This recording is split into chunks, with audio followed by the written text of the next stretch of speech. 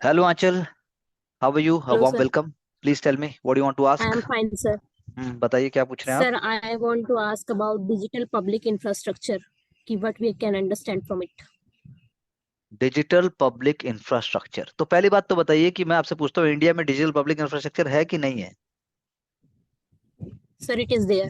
It is there in India. Okay. So when we I think digital public infrastructure, तो क्या Facebook, Google, Meta, Microsoft, Amazon, उसको हम digital public infrastructure कहेंगे कि नहीं कहेंगे? No, sir. उसको हम नहीं कहेंगे। ओके। तो हम किस चीज को आपके हिसाब से कह सकते हैं? That is related to governance sector that we called digital public infrastructure कि भाई जो जो infrastructures उसके लिए use हो रहे हैं. तो वही है, मतलब कि अगर ये नहीं है मान लीजिए, तो इसको हम ये तो कहेंगे कि they innovated, they went on to bring value addition, they went on to create all the. Are you getting my point? Yes, sir. So digital public infrastructure is a unique path which is taken up by India in one sense we can say. एक example बता दो India में digital public infrastructure का, जो कि ये बिल्कुल यूबिक्विशियस है, और जो कि बिल्कुल ही एकदम आज की डेट में मेन स्ट्रीम्ड है। बताओ। Aadhaar. आधार सिर्फ बोलने से नहीं होगा ना, आधार ट्रिनिटी या तो जैम ट्रिनिटी बोलो तुम। Okay, sir. जैम ट्रिनिटी जिसको हम बोलते हैं, यू नो जन धन, आधार, वो सारा वो बोलो, बोलना है तो। Okay, sir. दूसरा आप बोल सकते हो आपका UPI, most important amazing innovation from India, UPI. फिर आप बोल सकते हो डिजी लॉकर। हाँ जी, sir. फिर आप बोल सकते हो भारत बिल पे, जगह जगह लिखा होता है, जगह जगह है भारत बिल पे। और most Yes, sir. Importantly corona में जो कोविन प्लेटफॉर्म बना, वो भी डिजिटल पब्लिक इंफ्रास्ट्रक्चर का ही एग्जाम्पल है। Example तो है. मोस्ट इंपॉर्टेंट बात क्या है मेरे हिसाब से डिजिटल पब्लिक इंफ्रास्ट्रक्चर में, कि आज तक जितना भी पहले क्रिएशन हुआ था वो किया था आपके डेवलप कंट्रीज ने। ये पहली बार ऐसा हुआ है कि डेवलपिंग कंट्री ने ये चीज की, और वो भी इंडिया ने की। मतलब मैं अगर आपको बताऊं, there are more than 133 countries in the world जिसके पास कोई डिजिटल प्लेटफॉर्म है ही नहीं, and India is one of the pioneers in digital public infrastructures, we can say so. There are about 1.5 billion people जिनके पास इंटरनेट नहीं है world में, 1.5 बिलियन। सोचो, 3 billion people. सोचो इंडिया कितना कर सकता है। और बैंकिंग की तो हम जानते ही हैं, because of Jan Dhan account only more than 55% और मोर देन 65% अगर मैं बोलूं, तो वो women in the rural and in the urban areas जिनको बैंक अकाउंट मिले। तो ये सारा का सारा पब्लिक, डिजिटल पब्लिक इंफ्रास्ट्रक्चर जो आप बात कर रहे हैं उसका पार्ट है, ये डीपीआई जिसको हम कहते हैं। और मोस्ट इंपॉर्टेंटली इंडिया का डीपीआई में पब्लिक सेक्टर का रोल है। There are private players, there are world class apps. Amazon बोलता है भाई मेरे से पे कर, गूगल बोलता है भाई मेरे से पे कर, फोन पे बोलता है मेरे से कर। तो ये वर्ल्ड क्लास एप्स हैं, लेकिन पब्लिक पब्लिक सेक्टर का रोल है बहुत इंपॉर्टेंट। इसीलिए हम डिजिटली लीप फ्रॉग कर गए हैं।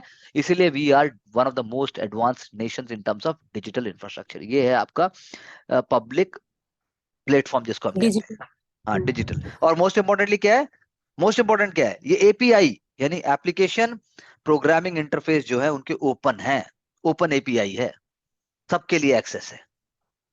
ओपन स्टैंडर्ड्स हैं इंटरऑपरेबिलिटी के, यानी कि इंटरऑपरेबिलिटी मतलब यहां से किया तो यहां से कर लो, वहां से किया तो वहां से कर लो, इससे नहीं तो उससे, उससे नहीं तो इससे, इंटरऑपरेबिलिटी। दूसरा, डेटा भी Okay, sir. पब्लिक है, इनोवेशन और हो सकती है, लो कॉस्ट है एकदम, सबके लिए समान एक्सेस है। कंसेंट बेस्ड डेटा, क्या? Consent based Consent data, based. Consent based Yeah. Data sharing protocol है ना, आपसे पूछा जाता है, कंसेंट ली जाती है।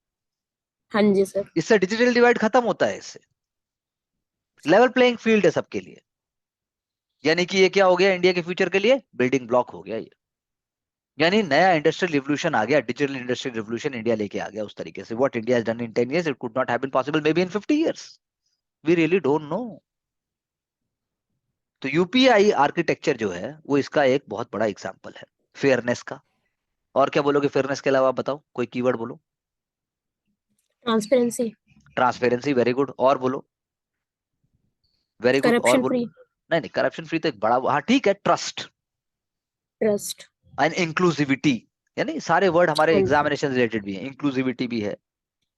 हाँ जी सर। 300 से ज्यादा बैंक, 300 से ज्यादा बैंक इसको जोड़ के रखते हैं आपस में। प्रधानमंत्री जनधन योजना की सक्सेस का कारण ही यही है। इसके साथ जुड़ी हुई मैं एक और आपसे बात बोलूंगा, आप मुझे बताओगे फुल फॉर्म ओएनडीसी क्या है। ONDC in terms of digital platform और in terms of digital public infrastructure के केस में ओएनडीसी क्या है, बताओ। डीसी, ओएनडीसी, ओएनजीसी नहीं, ओएनडीसी। DC, DC. हाँ बिल्कुल, DC, open network for digital commerce, जो अभी हम कर रहे हैं।